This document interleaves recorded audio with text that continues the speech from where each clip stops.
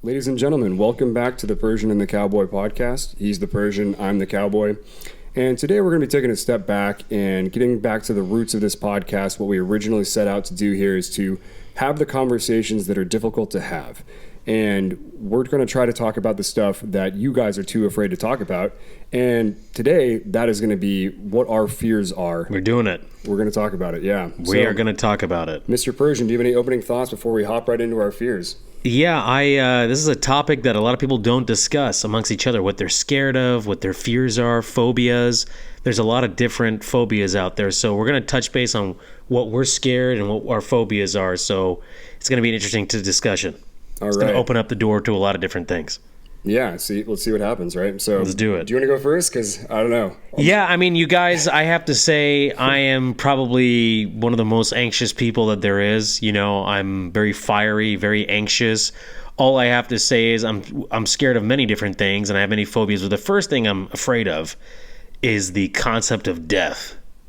I am very terrified about this concept, Cowboy. We're going right into the deep one, okay? I'm going to the deep one. All right, yeah. So why are you afraid of death? Well, you know, I understand that there is something called the circle of life, basically the beginning of our life. So our lives are like, let me just back up. Our lives, if we're going to talk about people, is like a film. We have the beginning of the film, the introduction of when we're born, the middle of our life, which is when we're children, into our teenage, into young adult, into adulthood is the middle. And then by the time we hit the 60 to 65 age plateau is basically almost the end of the movie. And then our death is the conclusion. Yeah. So okay. So are you saying that we're halfway there, or I just feel that, you know, what I'm scared of death is that what happens. I mean, nobody knows about death until it happens, and then you're gone. You know, like, yeah. Is there an afterlife? Does it just go black suddenly? Kind of like when Tony Soprano in The Sopranos, the season finale, the series finale, when he, you know, they kind of left it open when he had that moment. They had the song playing from Journey, Don't Stop Believing, and then he was at the diner with his family. And then all of a sudden, you have some nefarious characters come into the restaurant, and it kind of sets it up like he's going to get shot and killed. And then the screen just goes black. Does death happen like that? Does it just go black, and then that's it?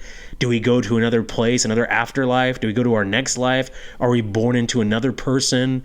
Do we basically have an erase from the old life to the new life? Nobody knows. These are questions. It's very existential. A lot of people discuss this, therapists, scientists. We don't know. But what I'm scared about it is that, look, dude, we're here for such a small amount of time, and our lives are so fragile. We could die like any minute. There could be nuclear war outside this house. We could die in a car accident, a mugging. A sudden disease might cripple us and take over our body and kill us. It's just like, I just wish we could live longer. We could live for 100, 200 years and, you know, extend our life, because we only do this once as far as we know. So would that change anything though? I don't know if it would change anything, but there's just so much to do, so much to travel, and so little time. We have 365 in a year. You know, every year goes like this. Time flies, and you kind of regret the things that you've done, and you want to correct things, but I'm just afraid of that concept. I don't know why, but it just trips me out. Like, suddenly you have a friend or a loved one that dies, and then they're just gone. You don't see them again until the next life, if you believe in that, if you're religious, or if there's a afterlife or whatever. You know, it's a very sad concept, but that's just the way it is. That's just the way life is. Everything dies, and, you know, it's just very abrupt, and, you know, you grieve for the longest time when someone passes that, you know, a friend or a loved one, and life goes on and moves on. The sun continues to rise. The sun continues to, you know, lower down and call it a day. It's just crazy to me. Well, yeah, but I mean, that has to do with your personal beliefs and what you think the, you know, afterlife is going to be like. Is it the not knowing that gets you? The not knowing gets me. Like, how am I going to go? So if you believed in an afterlife, then you'd be kind of more content being like, oh, I'm content. I do believe in an afterlife, but at the same time, it just makes me anxious thinking about it. You know, how am I going to go? Like, am I going to die from like a drowning or an explosion or a disease or a heart attack? Like, I don't want to know how and when it's going to happen, but at the same time, like, I want to take care of myself now so I can prolong my life. But just the not knowing part and the anxiety behind it, and making sure that you do enough financially to take care of your loved ones and, you know, the people around you, is kind of like what has me anxious right now. Well, let's say you have all that stuff taken care of, you know. You got your 2 sons, they're taken care of, you're financially secure, you've put up enough money for them to have a happy life, and your wife and everything like that. Would that alleviate the fears? I think it's going to alleviate the fears. It'll make you at ease, you know. I think it does make you at ease, but just in general, like, I know it's a part of life. This is what happens. You're born, you're alive, and then you die. But it's just the concept, like, suddenly everything comes to an end. You know, that's why a lot of older folks, the older generation, when they get to that point, when they're very old in age, they kind of flash back about their life, and they kind of see how everything was and the achievements they made and the failures that were done and how they corrected it. And a lot of people have regrets, and a lot of people have different things. So life's too short. So the message is, you know, go out there, give it your best shot, and keep doing what you're doing, and do what makes you happy. And I think to wrap up this particular part of my fear is that I'm just fucking, you know, anxious about this whole thing. Like, what's the next step? You know what I mean? And none of us know. None of us know. Well, so my question for you then is there anything worse than death to you? I think death is up there, but there are many bad things. I mean, you know, are you talking about just about death, or about other phobias and things like that? Well, I mean, like, yeah, I guess, is that your biggest fear? That's one of my top 5 fears, is death, for sure. Okay. I think it's like one of the worst things to happen, but it's a part of life, you know, it happens. Yeah, it's tough. I mean, but is there anything that you'd be willing to give your life for? Oh, for my children. For my children. If God forbid, if any of my 2 children needed any kind of organ that they needed, and if their body was shutting down and I had the organ to help them do that, or something happened where I could give them something of mine, or they're like, we need to get this particular, you know, body part or whatever to your children, but you will die doing that, that's fine with me. Yeah, in defense of your family. In defense of my family. Dying for my country, meaning for freedom, for invasion, you know, mainly helping my family. Obviously, if a loved one, like my 2 kids, my wife, if they needed something, but I had to die for it, I'd protect them in a heartbeat, and I'd die for it, and I'd die a happy person.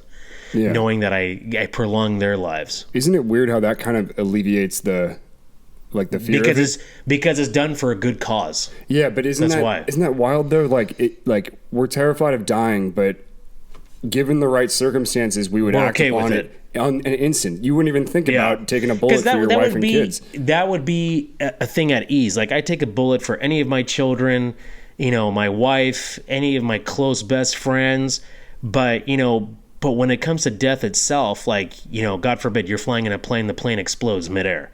You know, or you get mugged in the street and then you get shot. You know, we've seen that happen throughout the country where people get mugged and they get shot. There's a scuffle.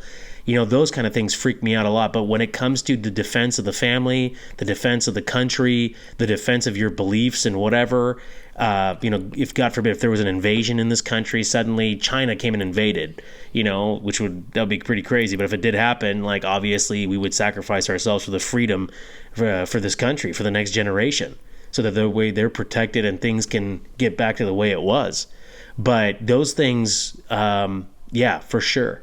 I didn't expect you to bring death up so early in the conversation. Yeah, I know. I kind of just went in for the kill because that's my number one thing. I got a lot to go on that one, and I have a lot I was saving up to build up to, but let's just go right into it. So I think that death it's a terrifying thing, but I think there are more important things in life than death, things that I would be more afraid of than that, you know, losing loved ones and like... that's a part of the death, losing loved ones and things like that, losing children. The hierarchy of our values, you know, it's funny that our own lives have become lower on the totem pole than a lot of other things on top of it. Oh, for sure. But the interesting thing that I was reading some history and listening to some history podcasts about it, and they talked about the concept of freedom and fighting for freedom and dying for freedom, right? Like, you would die to give your kids freedom in the future, right? Yeah. And but you'd obviously also die for your kids. Yeah.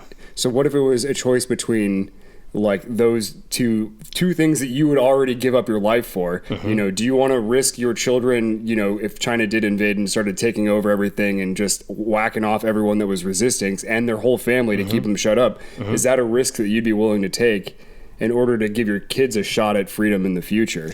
Obviously I would protect them at all costs and get them out of here, but I would come back and fight. That's for sure. But as long as the children are protected and my wife's protected, I'd come back. As long as they're safe in a different country and hiding, I would come back and I'd fight. Yeah, and that's kind of what I think too. It's like when I'm thinking about death and that stuff's coming up and bothering me, I'm also like I just having that thought of like, well, there's more important things than my life in this world, and ranking that hierarchy and seeing where my life values on that kind of gives me a little bit more at peace, because I realize, those are the things that I'm actually living for, and those are the things that are going to give me peace of mind and have that valiant death, and it'll be at peace when it happens, something like that. Hopefully when I'm old and dying in a bed surrounded by my family, you know. Well, that's the best way. I mean, if you're in bed and you're around loved ones and people that you have loved and around close friends, that's the best way to go, because you can go with relief and that they're close by with you.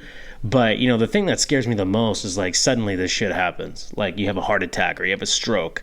I mean, I have a loved one. He died from a stroke several years ago. My wife's father, and there was a lot of unfinished business, and I think that he wanted to still, obviously he wanted to live as long as he could, and he had wanted to accomplish some more things, even though he was in his early 70s, but he's still very young. Or being in your early 70s is still a young age now. In this time, with medicine and technologies, people are living longer. But, unfortunately, he had a massive brain aneurysm, and he passed away a month following that. But he died with just everything kind of on the table. Like there was, they had to finish some of his businesses. They had to finish some of his loose ends, tie loose ends. It was digging through a lot of stuff. So it's just very difficult. You know what I mean? It's like things were not planned accordingly. That's why it's very important that when this subject of death comes and everybody has some sort of fear or anxiety about it, you have to get your orders in affair beforehand. And it's good and that's going to be another episode of ours. But you have to have your affairs in order. That way your loved ones are not struggling, or your loved ones are not trying to figure out what to do. That way their grieving process can be a little bit more at ease. Yeah, it's about about their loss and not about the burdens that have been handed on to them. Because the worst thing you can do is when you pass away and you don't have your affairs in order is to burden your loved ones, your children, your wife, or your close family or friends, etc. So that's the thing. And then one other quick thing too, I think when you brought up the question, is there something worse? I think mass extinction. A mass extinction event is what freaks me out. I mean, God forbid if there was a, planet killing asteroid like the one that killed the dinosaurs, not planet killing, but it killed that species off, and we don't stand a chance. It's just a horrible idea and concept to think about. Yeah, it's always a possibility. So you never know. I mean, luckily now we have some sort of technology to maybe, alleviate the process, but it's still very difficult. So that would freak me out. Yeah, so a mass extinction event. Definitely. And I think going back to my list of what I'm afraid of, and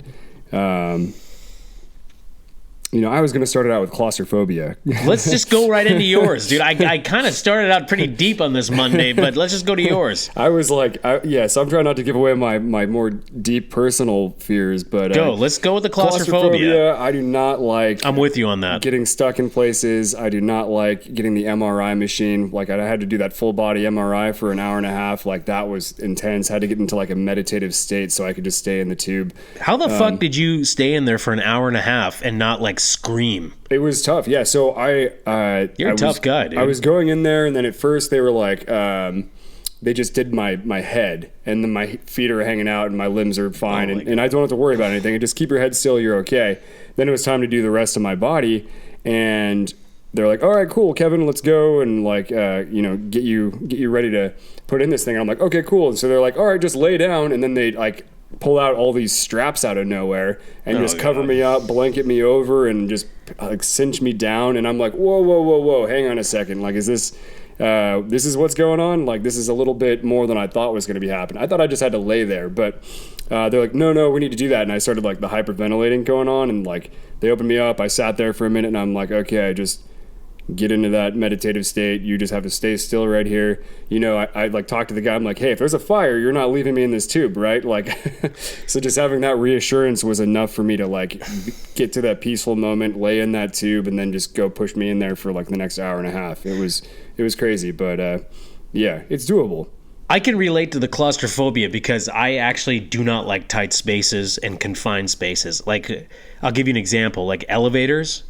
Like, I have to take an elevator sometimes, you know, if I go to like a department store that's like several stories, or like the office building, but like I have to be out of that elevator. And one time the elevator got stuck for 5 minutes and I was starting to lose my shit.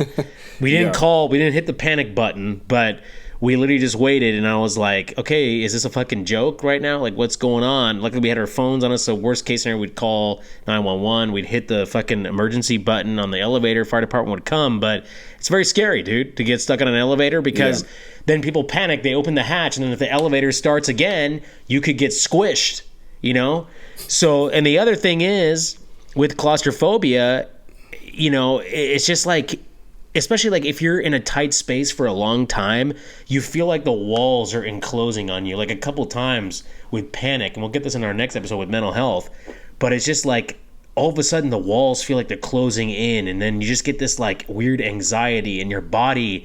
Like my body starts to shake a little bit. Like I get nervous, I start sweating. So that's just kind of the feeling. Like it just freaks me out. I need open space. I need air. I need to walk. Yeah. Yep, so I think I agree with you on that one, but I think that's good enough on claustrophobia. Would you like to go into your next one? Yeah, I'm going to go with flying. I hate flying personally. If I didn't have to do it, I'd take a train or a bus, kind of like the great and the late John Madden. Shout out to John Madden, who passed away last year. But I would take a big RV or bus everywhere, or take a train. I mean, in this country, we don't have a very good train situation or system. It's not like Japan, South Korea, or parts of Europe where they have a legitimate train system. But I would take a train everywhere, man. Fuck the flying. I hate heights. Again, that with the flying, it has to do with the concept of flying, claustrophobia, being in a confined space for more than 30 minutes, and also the heights. Looking out the window and seeing that you're tens of thousands of feet up to 35 to 40,000 feet freaks me out. Yeah. And basically you're with two engines. And if one of the engines goes out, you still have the other engine, but things get a little shaky. And the other thing that freaks me out too is like you hear these stories of these planes, like the Malaysia Airlines flight that disappeared and no one found them over the ocean. The other Malaysia Airlines plane that flew from the Netherlands and flew over Ukrainian airspace and got shot down in 2014 accidentally by a Russian surface-to-air missile, and all these people died. And you see the pictures beforehand of all these people posting on social media, hey, we're going to Malaysia for our family trip. How fun, and they're dead 30 minutes later. Or not 30 minutes, but 2 hours later, they're dead because of a human error. Surface-to-air missile hit them. Like, it's just crazy to me. Like, that's like... when I travel internationally, sometimes that's like my biggest fear. Like, what if we're gonna fly over like a war zone or something in Europe or the Middle East or whatever the fuck, and some surface-to-air missile hits us, like, and then basically the plane breaks apart, and you're just like, you know, you're in the plane still, and like you're crashing, and you know you're gonna die. And then all this like fucking air and and then your fear of death, claustrophobia, fear of death. I don't know what you do at that point. Just close your eyes, and you know the impact will kill you, or the suffocation and the cold air and all the fucking shit. Like, I don't want to think about it. It makes me sick to my stomach. But like, you have all these thoughts. Like, it's just crazy. Like, that's why I don't like to take too many trips every year. I don't like to fly over the ocean. I rather die over land. Yeah. Because with the ocean, if you survive somehow, you're fucked. You have no water. You have no raft. You're just in the middle of the ocean, hoping someone's going to find you. Yep. Fuck that. Good. I can't do it. Have fun in Hawaii in a couple of months. Or isn't that end of this month you're going to Hawaii? I am not going to Hawaii. I'm going to be in Southern California on a family trip. No Hawaii trip for me, please. Right. No. That's a lot of ocean to fly over. I love Hawaii. I did it back in 2016. And let me tell you, the palms of my hands, the ridges, were covered in like just water, sweat. I was just so freaked out. Well, you don't like roller coasters even. I don't like roller coasters. It's just the too many corkscrews and hoops and loops and all that. I don't understand why people want to have like such like life's too short. Why do you guys want to like fucking amplify and get like this all fear kick and fucking let's do something crazy, skydiving? Bunch of fucking idiots. Well, you're not gonna like what I have to say about flying. So, so I got my mechanical engineering degree, right? Yeah. And when I was in school, I hung out with a lot of the aerospace guys, a lot of good friends. You know, some of the smartest people I ever met, of course, but no one partied as hard as those guys did, man. They were drunk as shit all the damn time. They just went hard always. But they aced all their tests, though. But so then I got more nervous after college because I was like, oh my God, these guys are the ones that are designing these things for us out there. Holy crap. Like, well, they're fucking like a beautiful mind or some shit, but they're really hitting the hooch. Yeah. They're hitting the bottle. Oh, yeah. It was pretty crazy. But, yeah, wild guys. Oh man, that's too much. When you have these guys designing the planes, I actually feel safe because one, they can handle their liquor and they're functioning, and they're still designing the shit, and it's a good design. So I'm okay with these guys. Keep doing what you're doing. Absolutely. All right, so going on to my next one. This is when it starts getting deeper for me. Not achieving what I'm meant to here on Earth. That one kind of goes on with the pairing of death. Because like I've rationalized death doesn't really bother me too much anymore, but it's just kind of like if there's these list of things that are more important than me in the world, am I doing my best to help them out? Am I achieving the goals that I'm supposed to do here on Earth? Am I becoming the person that I was meant to be, or am I just dicking around and just having fun and not making the world a better place like I should be making it? And that's a big fear of mine. And you know, that's the one I talk to God about, but I don't know how to rationalize that. You know, you can never know if you are doing what you're meant to do or what you are. You can only just feel it out and say, is this the good thing? Is this what I'm supposed to be doing? Am I using my skills and my talents to the fullest of my ability, and move forward with that? So yeah, well, I mean, I totally agree with you. I think that goes with the concept of failure, you know, because again, it goes to these are all like connected. You know, we're only here for such a short amount of time. We don't know when our expiration date is. You know, we can only just try to pray that every day's a good day. But we're meant to be here for a reason.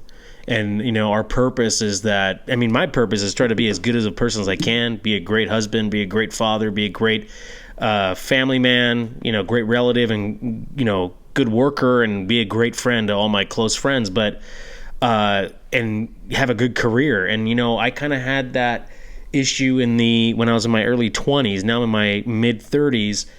And it was like, what the fuck am I going to do with my life? Like, I'm, you know, about to graduate from university. I'm still working. I was working an internship job, and also, you know, it was a paid internship, but it wasn't official, but then it became official. But also, I was also working a, retail job, and I was like in my early 20s. A lot of people work retail, no knock on retail. You kicked ass in retail, but like it was like you can do a lot more with your skills.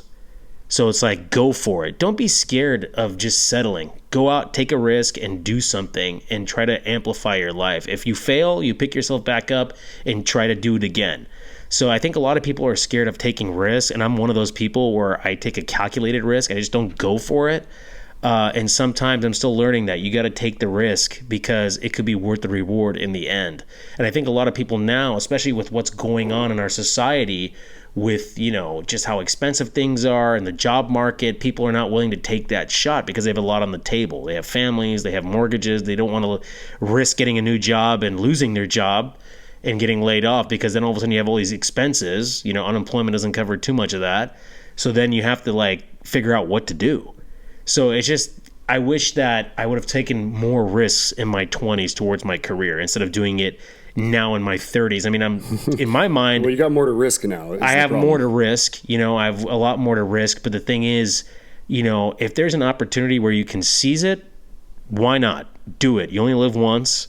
We don't know if we're going to get a second shot at this, as far as you know. I certainly believe that there is something But a lot of people towards the end of their lives, they regret. They look back of what they achieved, what they failed, and they regret a lot of things. So that goes in twine. Yeah, and that's kind of like in my beliefs is you go to the afterlife, you get to meet the creator, and then he shows you who you could have been. And my fear is that I'm not becoming that person that I could have been in his eyes, in the gifts that he's given me. So that's the only thing I can hope for. No, that's I agree with you on that one. I agree with you, and I think a lot of people agree with us. If we were to talk to them about this, they would be like, "Yeah, we have similar sentiments." And yeah, and it's like right now is kind of a point in my life where I can take a risk. I don't have kids. I don't have a family of my own, so it's not time yet. to, yeah, one day you will, but not yet. So now's the time. If you have something that's I can take a risk. I can make a gamble if I need to. So yeah, like starting a podcast with this crazy guy. That's it. We should have done this earlier, but we did it now. We did it now. Yeah. So what else is on the list? You got any? Oh yeah, I got mine too. So I talked about the death perspective, claustrophobia. I agree with you, and then also the heights element. And we talked about flying, but I'm going to go back to the heights because I am terrified of heights. Like, I remember in 2016, I went to Hawaii with my wife. It was the first year of our marriage, and we took a trip to, where did we go? We went to Oahu, and we went to that one Diamond Head over there in Oahu, that mountain or whatever.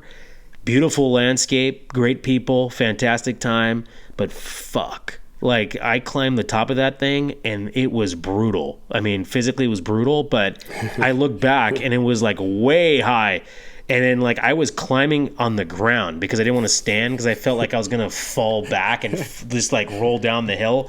A lot of people turned back because things got steep, things got narrow. I remember this lady, she was from Australia, and there was a part of the mountain going up. There's, like, kind of like a tunnel that you go up. It's, like, covered. And then she stopped because she just said it was too much. She was like breathing heavily. So she went back with her husband and her 2 sons. But I was like, fuck, this lady's got the right idea. I want to go back to my hotel and sip on a fucking Mai Tai or a pina colada, just sit on the beach. Why take this risk? But my wife and I did it. We took photos. It was a great experience. And then I looked over the edge of the mountain. There was like a little like fence to make sure people don't go, and people were fucking like climbing over the fence to like lay on a rock. I don't get these fucking people, dude, because if that rock snaps or it's like unstable and you fall, you're fucked. Brother and sister, you fucked. Like, you ain't coming back from that. So I was like, no. My wife wanted me to go over the edge and take a picture with the selfie, like do it with the selfie stick. I'm like, no, I'm good. Let's just go back. So we went back down. It was a good experience, but dude, man, fuck that. I will never go on a mountain like that again. You know, that was intense. That hike, I mean, it was a beautifully paved trail. I mean, it was safe, but I was just like, dude, this is just, it's too much, man. It's too much for your boy. Like, I was just like, this is not my style. Let's just go to a bar and drink, okay? Like, let's get fucked up that way. I don't want to get fucked up, break an ankle, break a leg, that type of thing. See, I have a love-hate relationship with heights. Oh, God. It scares the hell out of me. I'm very aware of the danger, and the vertigo always hits me every single time, but you're not worried about how many emails are in your inbox when you're clutching onto the side of a cliff trying not to slip off, and you can feel your left foot just slowly starting to give way, so you got to make another move before you get to the next spot. Yeah. Like, rock climbing has been something that has helped me get peace and calm, and like, you never get to the point of just presence. Yeah. Like you do when you're strapped onto the side of a rock trying not to die. Well, dude, rock climbing, my God, dude, these guys, I've seen their videos, dude. They're like fucking superheroes. Like, the kind of power they have to hang on. Because, like, if it was me, I'd be dead already if I did that shit. There's the most afraid I've ever been in my entire life was the first time I did a multi-pitch on a rock climb, which is where you have the rock itself is too long, your rope isn't long enough to get there, so you have to climb up, and then you get to a point, and then you hand the gear off, and then the next guy goes up the rest of the way, and so in that transition point though, I was going to have my buddy lead both routes, and I was just taking the gear up on the way, so we had to swap, and I had to belay him, and we had to swap belayers in between.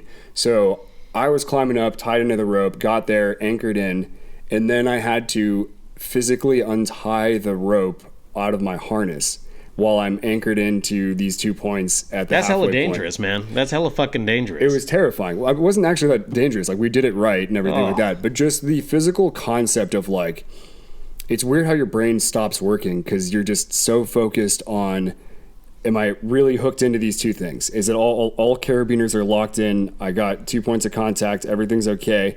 Now it's safe to untie the rope. And then your hands can't untie the rope at that moment in time. It's oh, man. Yeah, it's... But it gives you, it gives me peace. It's like, I conquered that fear a little bit today. And, like, I moved past it some, you know? You know what freaks me out? There's two things. Number one, going on a bridge. Like, because of the heights with the car and then there's traffic. It's like you get this anxiety, like, what if the bridge collapses? Especially in this area, we live in California, there's a lot of earthquakes. And from every 50, 60, 70 years, there's a massive one. And, you know, it's like, holy shit, what if you're on a bridge and like a 9.0 earthquake happens and the bridge is like shaking and it collapses? Like the Bay Bridge back in the day? Yeah, like in 1989, Loma Prieta, a part of the Bay Bridge collapsed and it fell to the bottom portion. And fortunately, there was somebody that passed away in that vehicle. But that becomes a problem. Like, people that just like walk on the Golden Gate Bridge and they take photos like tourists, I can't fucking do that shit. Because, like, what if a gust of wind comes and like fucking like pushes you over the edge? Like, that's just the anxiety portion. Yeah. Like, the guys that go onto the bridge and paint the bridge at the top, the workers, pay those fucking people like $1 million for that job, because you could give me $1 billion, I will never do that job.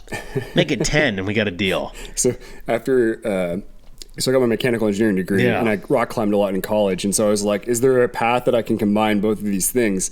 And the windmill guys that like wind power generators. Oh, fuck. Those guys go up there and do maintenance on those things, and they got to have climbing experience where they're strapping themselves in. And I thought for a minute about applying for that job to do it. Fuck no, dude. Yeah. And that thing spins, the blades. If you're like, can you imagine going up there and then something happens with your like harness and then you get pushed towards the blades?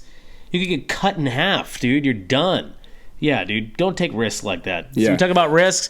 Do a calculated risk, not that kind of a risk. Well, I drive by and I see some of the graffiti that's up on the, like, under these bridges and stuff. Can we do an episode on graffiti, by the way? Because, like, this is mind blown. How the fuck do these guys get up there? How the fuck do they get up there? That's what I'm saying.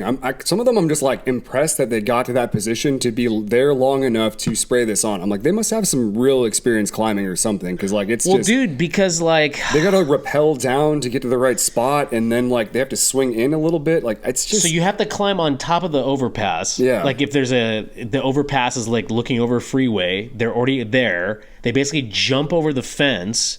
They gotta jump over the fence and basically... harness themselves down and tag the freeway sign. And it's like, dude, is it really worth it doing that? Like, do you really need to get your name out there? Like, I have somebody where I live and the motherfucker's tagging like all the signs on the freeways, and then they paint him and the fucker comes back again and does it again. Dude, get a real job. Yeah. Get paid. Why do you want to tag and do this shit? Who cares? Maybe you made your point. Maybe he's the guy that gets paid to cover it back up after it's done. That actually wouldn't surprise me at all. Just infinite with the way money things are going. Right there. Infinite money, baby. Infinite money. But yeah, like just the heights, man. Heights are scary. Like just the other thing too is like skyscrapers, right? Going like the Salesforce Tower in San Francisco. Like somebody took a picture all the way at the top. They were in the top floor. I guess they have like they have like a big conference room there or like a restaurant or something. I don't know. But they had a picture and it was completely covered in fog. And like they couldn't even see outside. It was just a thick layer of fog around them.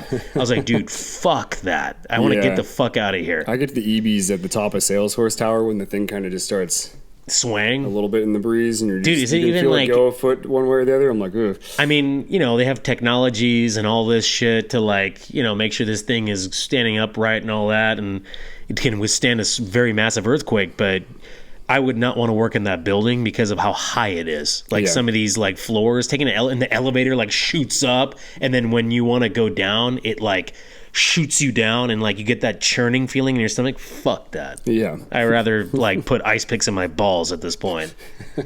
Like, of course. Sorry for that imagery, but you know what I mean? Yeah. So what else you got on that list? Yeah, it gets deeper from here. Go with the deep shit, dude. All right. I'm going to go with the blanket statement of dating in general. Women are terrifying. They've always been terrifying. They've been terrifying since elementary school, and they're still scary now.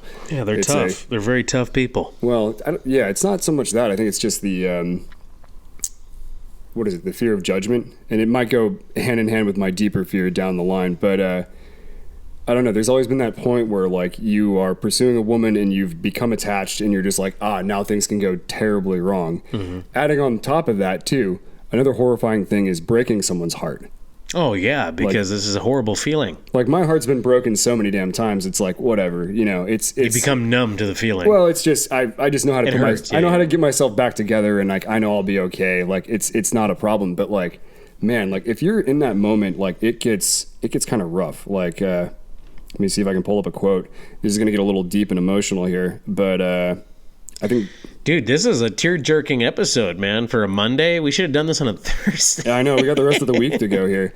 But I think this is, like, the best quote of how... what it feels like when you really fall head over heels for someone and you give them that power over you and you have no idea what's going to come from that. It's a terrifying experience to be in, and this has just been, like... This has happened to me since, like, middle school. Like, first crush. I've had that. I've had that puppy love. So, yeah. So, what is this? It's by Neil Gaiman in one of his books. I haven't read his book or anything like that, but it's just I've came across this quote, and I thought it summed up how terrifying falling in love actually is with someone. So, here, I'll start it out. Have you ever been in love? Horrible, isn't it? It makes you so vulnerable. It opens your chest and it opens up your heart, and it means that someone can get inside you and mess you up. You build up all these defenses. You build up this whole armor for years so nothing can hurt you. Then one stupid person, no different from any other stupid person, wanders into your stupid life. You give them a piece of you. They didn't ask for it. They do something dumb one day, like kiss you or smile at you, and then your life isn't your own. Love takes hostages. It gets inside you, it eats you out, and leaves you crying in the darkness. So simple a phrase like, maybe we should just be friends. Or, hey, how perceptive. Turns into a glass splinter working its way into your heart. It hurts, not just in the imagination, not just in the mind. It's a soul hurt, a body hurt, a really gets inside you and rips you apart pain. Nothing should be able to do that, especially not love. I hate love. I'm like... That just sums it up completely of how vulnerable you have to be to really openly love someone and give them that piece of you, because you are giving them that power to do that to you, to destroy you, to bring you back down to your knees. Because when a woman rejects you, she's saying, no, I could find someone better to reproduce with than you. And it's a terrifying thing to go in with that. Well, I think it's that and multiple things. There's multiple things. Compatibility. Well, they're frustrated, like with some actions, and you're frustrated. Like, I think there's a million things why these things happen, and the process of that happening and getting heartbroken. It just takes such a long time for people to finally heal and get over, and then it makes people afraid to go out there in the world and try this again. It's the fear of rejection, the fear of getting your heart broken, the fear of falling into that depressive state, because once you're in it, it can be very hard to come out of it. Yeah. So it's tough. Yeah, and exactly. And it's like, I've been there before. I've carried myself out of that pit so many times. I've got like a nice staircase built up, and it's kind of cool. I mean, you have a system. You have a system to get yourself out of it, staying busy, working out, staying busy with work, being involved with friends. Like that's what I would do if I'm in that process. My 5-step plan would be that, because staying at home and just thinking about it is going to make it worse. That's why journaling is a big thing. They always talk about that. Very good. And then it's a, but the other side of it, the flip side of the coin is once you know how that feels, it becomes so much harder to do that to someone else too. But it's the right thing to do. Yeah. And that's the crazy thing about it is hearts are meant to be broken, and you need to break them when the time is right. Sometimes it's necessary because, the cycle, continuing the cycle is worse, It's causing more damage. Yeah, it's a crazy thing, and and then of course just dating in general is a mess, and it's just yeah. like, oh gosh, what is even the rules of engagement now? It's all over the place. Well, I mean, the whole dating scene, I mean, listen, I haven't dated somebody in 2 decades. I mean, the last person I dated was my girlfriend, now wife. Yeah. But, and I was very fortunate to find the love of my life at an early age. But, now I talk to friends. I talk to you. I talk to some of my other friends that, are in the dating pool and they've had long relationships. And then, if they break up, they start the process over. They find somebody, they said, it's very hard because now you have these dating apps and people are just looking for certain qualities, certain, markers, and certain just like, if you work here, then I'll date you. But if you don't work here, I won't date you. Or if you are a certain weight and body type, then that's okay. But I haven't even talked to the person. I don't know what kind of person. They could be the greatest person in the world, but they're just there's a lot of superficial shit going on. And now you got these apps, you got the Hinges, the Tinders, the Bumbles, you got this and that. It's just like too much, dude. It's just too much. We got to keep things simple again. Make things simple again. That's the goal. That's the goal. All right. I got one more, but is there any other fears that you want to talk about? Yeah, I'll drop one more fear. I think it's I think like most Americans or most people on the planet is the fear of poverty, the fear of losing your wealth, the fear of losing your assets. I think one of the greatest things is, once you build a life of, owning a home or having a good amount of wealth, or having a good job where you're getting paid a decent wage, is to lose that job. Especially now with the way the economy is, all things that go up must come down. The biggest fear now in the tech sector, especially, is now we have layoffs. We have layoffs across the board. Many companies are doing hundreds, even thousands of people are getting laid off at various companies. And it's a very scary situation because the job market is not as strong as it was, and it's cyclical. But it's just losing on wealth. Money comes in and out. You have some, it goes right out the door, for various reasons why. But it's just losing that wealth and losing that kind of cushion and losing that kind of safety net. And then all of a sudden you're like paycheck to paycheck, or suddenly like you have to scramble and get a second job or third job. There are many people in that position. And it can be very scary. It's mentally draining. It's not good on your health. And plus, it's not good on your mental health. So, I mean, just the fact of losing a home, whether it's a financial reason or a home burning down, but many financially, foreclosure happens and you can't pay your mortgages and then you lose your home. Like, that's a very scary situation. It's happened to many people. Yeah. And I think that's something that's probably facing you a lot more just because you have so many more people dependent on you. It's just like, that's why these breaks that we have, the 7:30, 8 o'clock nights when, to those parents out there putting your kids to bed and you have a moment to have a drink or a cocktail or watch your favorite TV show, is just so good for your mental health. Just a zen moment to just get all these ideas and things out of your head. Mm-hmm. That's why working out. I mean, why do you think there's CrossFit gyms everywhere now? And just people working out constantly because they're just fucking stressed. Yeah, it's to maintain shape and health, but it's also your mental health, which we're going to get into the next episode. But that's a very, very, very important thing. Yeah. Yeah, I agree. And it's it's something that it kind of reminds me of something my father told me once, actually. He said to me after Good man. Yeah, when I got fired from one of my first jobs or whatever, he was like, Kevin, you need to be fired 3 times before you become anything of yourself. Yeah. And I was like... Wise words from the wise man. I won't say his name on live... I'm just going to say Papa Cowboy. Papa Cowboy. Yeah. Papa Cowboy. You're a great man if you're listening, wherever you are. Yeah, and so I think I've only been fired twice, so that's a little terrifying. I've been fired twice. Yeah, hey. So, yeah, there you go. We got one more. We got one more, then we'll be something. Everything comes in 3s, yeah. So you never know. Yeah, exactly. So yeah, my last and deepest fear kind of... What's the fear, man? What's going this whole thing. So not having kids. Yeah. That's a big fear that many people have, both male and female. Yeah. And it's just not where I thought I'd be in my life at this point in time. So, I was the guy that was on the hurry up offense for every relationship I was in, which might be why they all... Good, by the way. Great football knowledge right there, by the way. Yeah. Just want to say that. Dude, everybody has their own path. We don't know why we're at where we're at. It's just things happen for a reason, and I think one day you will be a father, and you're going to be a great father, but right now it's just not at this time, but it will happen for you. But a lot of people are just that's one thing they're terrified of. Yeah. For many different reasons. And, you know, even per se, like a lot of people, if they can't have children for XYZ reason, that's why, especially in this country, I mean, you have a lot of people now that it's a great thing. They're adopting children. They're adopting children from homes that are battered or just whatever. We have a lot of people in this country. You have a lot of kids that could be in a good home, that need a good home. But in general, I feel you on that. I was scared I couldn't have children. You know, I was scared I couldn't have children, or if I was ever going to have children when I was younger. You know what I mean? Yeah.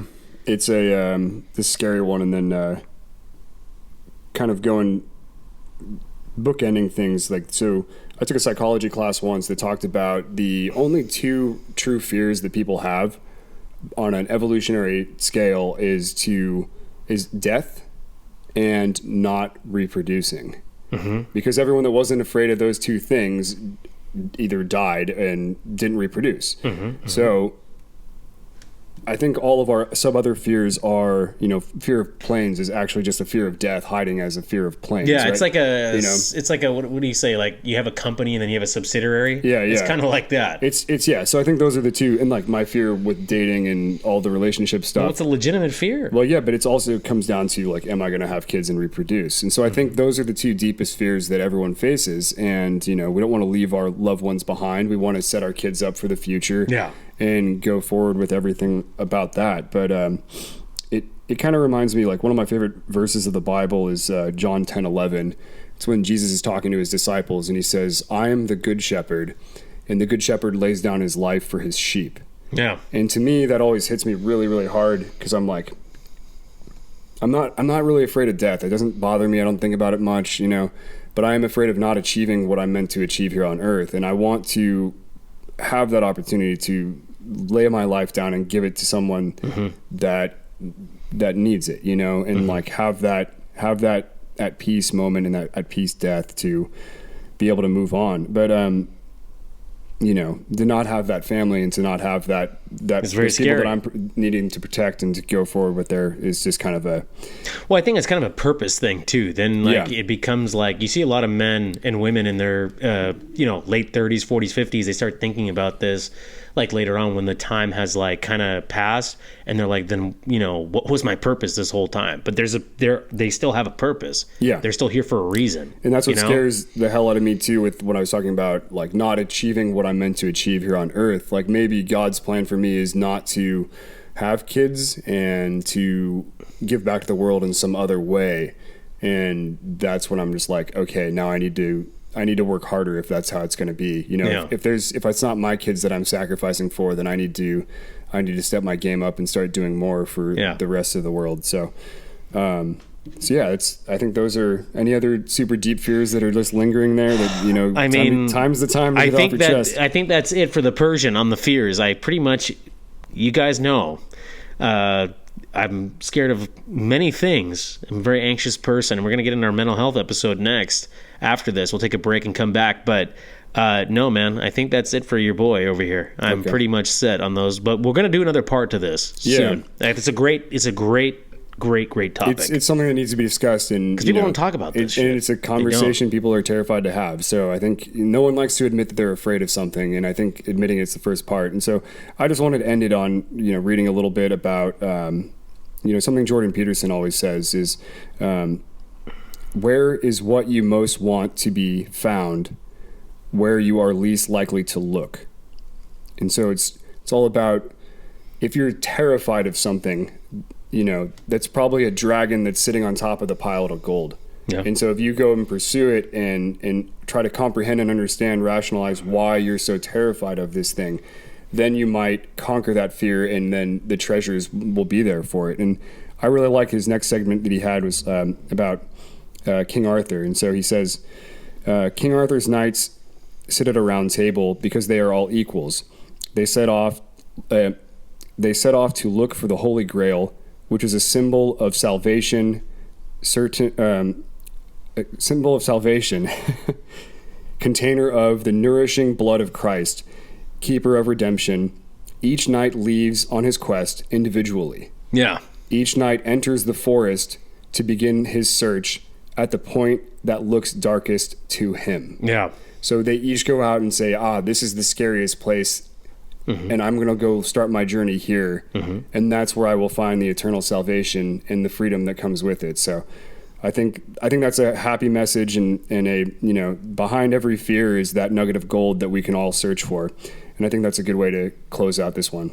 This is a great episode, man. This is a great topic. We'll talk more about these things, but Mr. Cowboy, Mr. Persian, that wraps it up, baby. Great episode. Cheers, man. Folks, take care.